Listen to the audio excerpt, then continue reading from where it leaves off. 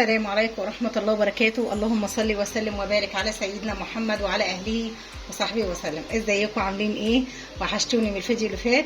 جايه لكم النهارده بطريقة حلوة. كانت يعني الطريقة ديت شفتها كتير قوي في رمضان، بس انتوا عارفين ان انا ما قدرتش اصور في رمضان عشان ظروف.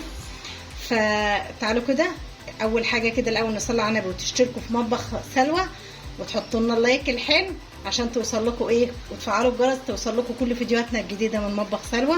نخش على الوصفه كده، والطريقه حاجه جميله جدا مش مكلفه، كلها من البيت ان شاء الله. كلنا عندنا دقيق، كلنا عندنا سمنه بنشتغل بيها اصلا او زيت، كلنا عندنا السكر، فهي ان شاء الله مش مكلفه نهائي يعني باذن الله، وحاجه جميله جدا هتعجبكم وتعجب ولادكم، وبنجيبها من بره غاليه جدا. نخش كده على المقادير. معايا كيلو دقيق، وهقول لكم هنعمل ايه.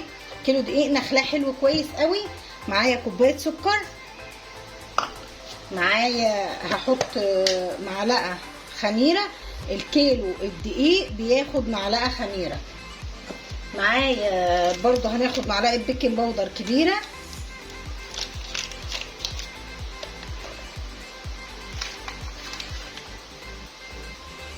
بيخليها هشه وجميله اهي.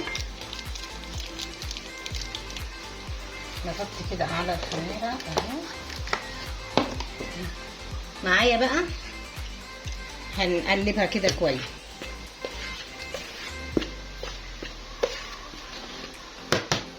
هجيب برضو حاجه كنت ناسياها، مكون اساسي. الوصفه اللي احنا هنعملها النهارده دي المكونات دي اساسيه فيها. الحاجه اللي انا يعني هقول لكم عليها دي اساسيه، ما فيهاش ان احنا نقول مثلا ايه نستبدلها. معايا بيضتين. كيلو الدقيق هياخد بيضتين، كيلو ونص دقيق هياخد 3 بيضات. هنعمل ايه بقى عشان برضو نوفر في البيض؟ مش هحط البيض وابقى اجي ادور هحطه في وشه ايه، على وشه ايه. هقوم واخده بيضه، ادي بيضه اهي، وهاخد البياض بتاع البيضه ايه التانيه واسيب الصفاء عشان انا عايزه الصفاء اهو. تمام كده اهو، مش مشكله. اغسل ايدي واجيب شويه خل واجي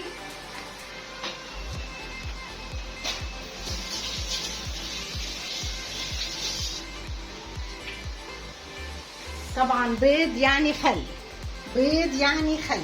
واول حاجه الخل ده كمان محسن طبيعي للمعجونات وبيخلي العجينه حلوه. طبعا برضو هنحط لها ايه ذره فانيليا. هو لو ما عندكيش فانيليا ممكن يبقى كفايه الخل، بس ايه الفانيليا برضو بتبقى حلوه يعني طالما عندنا نحط اهو. تمام، نقول تمام. ادي كده زي ما احنا قلنا. خدت هما بيضتين، خدت بيضه كامله وبياض البيضه التانيه والصفار عينته عشان هنحتاج. المفروض ان احنا عايزين معانا كوبايتين لبن. كان عندي كوبايه لبن عشان بقول لكم الصراحه هو لبن اهو. كان عندي كوبايه واحده لبن، وكان عندي لبن بودره. حطيت معلقه لبن بودره وكوبايه ميه وكده اتعادلوا كوبايتين، فبالتالي هتديكي نتيجه جميله جدا. وهبتدي بقى اعجن كل الحاجات دي، هعجنها وبعدين ايه انا عايزه اعجنها على ايدي عشان اوريها لكم اهي، لان برضو هنحط لها لسه مكون تاني. اللبن لما يقع يا جماعه يا ريت نمسحه بمناديل مش بفوطه، لان اللبن بيعمل ريحه لو اتساب في ايه في الفوطه. هكمل انا العجن وهرجع معاكم تاني اوريكم قوامها ونحط الايه المكون اللي فاضل. صلوا على النبي ويلا خشوا القناه اشتركوا كده وفعلوا الجرس توصل كل فيديوهاتنا الجديده من مطبخ سلوى. رجعت لكم تاني. شايفين احنا وصلنا كده للقوام ده. طبعا لسه ما خلصناش. هنحط لها ايه، هضيف لها معلقتين سمنه. يبقى حطينا كيلو دقيق، كوبايه سكر. لو هتعملي اقل من كده هتقسمي المقادير، لو هتزودي اقل كده برضو يعني بتقسمي المقادير ده على نص. الكيلو دقيق هنحط لهم كوبايتين سمنه بدرجه حراره الايه الغرفه. تمام. زبده كده يعني انا بعمل عندي دايما اجيب زبده على سمنه واستعملها، يعني اظبطها ببعضها كده، لان بعمل حلويات كتير فبتبقى جاهزه معايا. طبعا بصوا بقى انا هنزل فيها لان لازم تتخدم وتتعمل كويس. هتقطع مننا يعني استنى اول ما بتنزل في العجينه بتقطع، لا ما باظتش. انت هتنيجي تعجني فيها لما تديكي القوام الناعم الجميل. وطبعا انا هنزل بيها على الكونتر بتاع المطبخ، يعني هشيل المفرش ده وانزل فيها لان لازم اخدمها حلوه قوي، وهرجع اوريكم قوامها ايه واقول لكم هنعمل فيها ايه. ورجعت لكم تاني زي ما انتم شايفين العجينه اهي ما شاء الله. العجينه طريه بس مش بتلزق، العجينه زي الملبن كده ما شاء الله. حطيت نقطه زيت هنا وهبتدي احطها واقوم قلبها تاني. الزيت ده بيخليها يعني لا تلزق في الطبق ولا تقشف، وما شاء الله يعني بصوا اهي زي شايفين العجينه لما تبتدي تعمل معاكم كده يبقى كده ايه ما شاء الله عجينه كويسه جدا جدا. هنركنها نص ساعه ونرجع تاني. هتقولي يا سلوى ايه انت بتعجني عجين يعني بتعملي ايه الجديد يعني اللي لا هخليكم معانا وهتشوفوا هتنبهروا بالحاجه ديت. هي بتعجب الاولاد جدا جدا والكبار كمان والله. وخاصه بقى في ايام الامتحانات ديت الولاد كلهم بيبقوا حتى اللي هم في الامتحانات بيبقوا مش عايزين ياكلوا اكل، عايزين مثلا كوبايه شاي وجنبها اي حاجه. صدقوني وطبعا حاطين فيها لبن وحاطين فيها بيض، كل القيمه الغذائيه اللي ولادك اللي ما بياكلوهاش انت حطها فيها. ونرجع تاني مع بعض عشان نكمل الوصفه ونقول لكم ايه هي ديت. صلوا على الحبيب المصطفى وخليكم معانا. ورجعت لكم تاني ادي بعد ما العجينه خمرت. شايفين جمالها؟ شايفين الجمال؟ شايفين بسم الله ما شاء الله. اللهم صل على النبي. بسم الله اللهم صل على يا دوبك. بصوا احنا ايه اطلع بس الهواء منها كده اهي زي ما انتم شايفين كده اهو. هبتدي بقى ارشش شويه دقيق كده اهو اهي قدامنا اللي انا هحط فيها ايه. واجيب القطاعه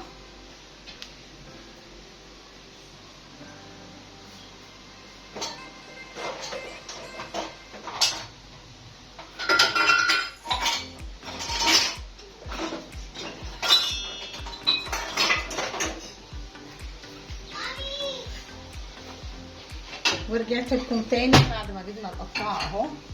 هبتدي بقى ايه اقطعها. عايزينها تبقى كلها يعني ايه زي بعضها كده، يعني الكور زي قد بعضها اهي تمام اهي. طيب انا بصوا بقى انا عايزه اقطعها كده كلها عشان بس ما اطولش عليكم وقت الفيديو، وهوريكم هعمل ايه. بس نقطعها الاول ونرجع تاني مع بعض. رجعت لكم تاني بعد ما غطيتهم زي ما انتم شايفين بسم الله ما شاء الله كده اهو. هبتدي اخد من اول واحده. اول واحده انا عملتها هقول لكم هنعمل ايه اهو. انا مغطياها شايفين. انا عايزه بس يا رب الكاميرا تكون ايه، انا عايزه اوضح زياده اهي لان ايه هو احنا بنعمل الفيديوهات دي وبنتعب فيها ليه؟ عشان ان احنا يعني ايه اللي شفنا بيعمل زي ما انا بتعلم من حد بشوفها كده يعني تمام. هنبتدي نعملها بقى كده اهي اهي. اهم حاجه بس نريحها شويه. اهم حاجه في العجينه انها ترتاح، لان كل ما ترتاح هتبتدي تفرد معاكي اهي. احنا بنعمل حاجه اسمها بريقوش او الشريط بس بطريقه يعني جميله جميله جميله. انتوا لما تشوفوها يعني بصراحه طريقه جميله جدا. انا هجيب بس شويه زيت احط الكونتر بحيث اللي ايه انها تجري عليه كده بدل ما هي مغلباني عشان حطيتها اهي. شفتوا بقى جريت معايا جري كده لما انا ايه حطيتها على عملتها بشويه زيت اهي اهي زي ما انتوا شايفين كده. ببتدي اعملها كده اهو اهي كده. نعوص بقى ايه نعوص الكونتر بتاع الرخامه ده نعوصه نقطه زيت هتلاقيها جريت معاكي. وطالما مرتاحه هتبقى زي العسل.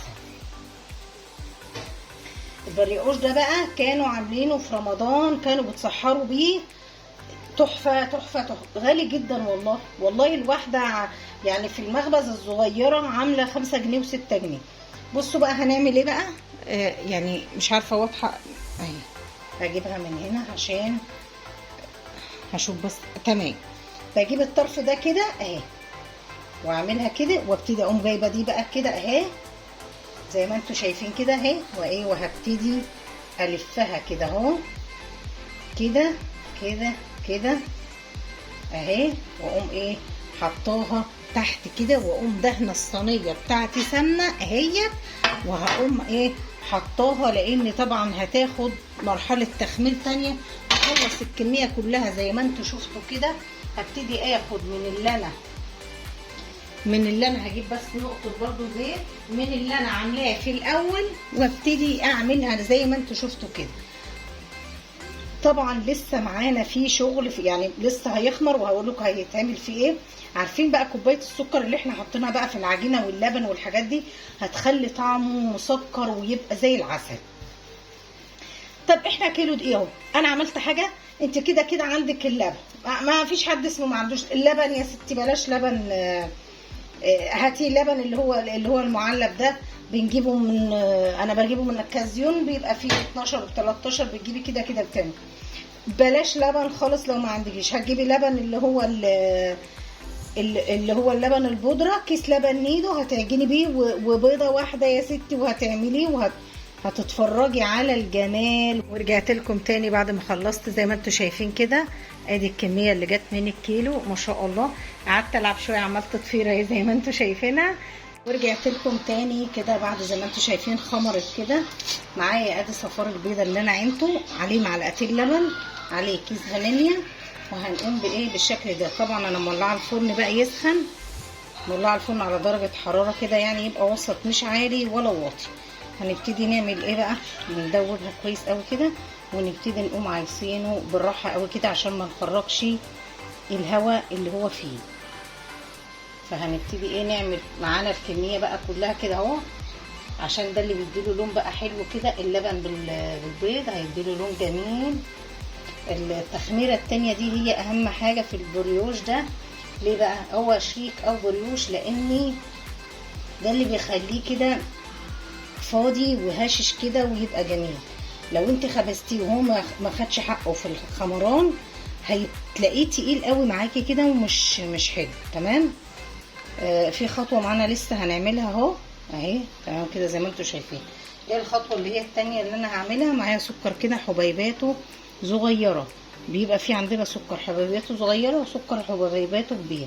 هنجيب السكر الابيض اللي حباته صغيره كده ونبتدي ايه نعملها كده اهو.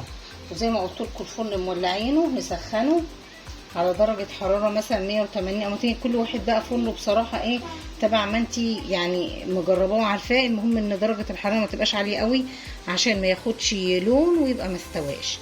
نرجع تاني بقى مع بعض، احط الفرن ونرجع تاني مع بعض. ورجعت لكم تاني بعد ما خبزنا الحاجات زي ما انتم شايفين كده. شايفين الكميه ما شاء الله. ادي كيلو دقيق زي ما انتم شايفين اهو. ادي الضفيره اللي انا قعدت العب فيها دي زي ما انتم شايفين. شايفين الجمال. طبعا انا كنت معليه لان الولاد مستعجلين خالص. زي ما انتم بصوا بقى انا هوريكم، يعني عايزه اوريكم قد ايه. شايفين زي ما انتم شايفين كده. بصوا شوفوا الرقات، شوفوا الجمال. تحفه تحفه. مش عايزه اقول لكم والله العظيم 3. بصوا الطعم اكنك بتاكلي سينابون، ملهوش حل. طبعا احنا بنروح نجيبه.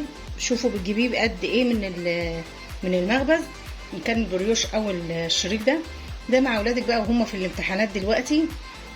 ممكن بقى يقوموا الصبح رايحين الامتحان رايحين الدروس، هياخدوا الواحده والله ما عايزين حتى جنبها كوبايه شاي بلبن او شاي. هي كافيه، طعمها كافيه، فيها جميله فيها البيض فيها اللبن فيها كل الفوائد اللي هتفيد فيها عيلك.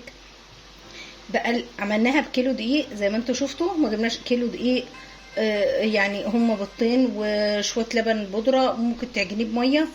يعني احنا ما كلفناهوش اي حاجه اقتصاديه بتنباع بره غاليه جدا. ف يا رب تعجبكم كده. وان شاء الله كده ايه عايزينكم بقى كده يعني تخشوا القناه بتاعتنا وتفعلوا الجرس عشان يوصلكم كل فيديوهاتنا الجديده من مطبخ سلوى.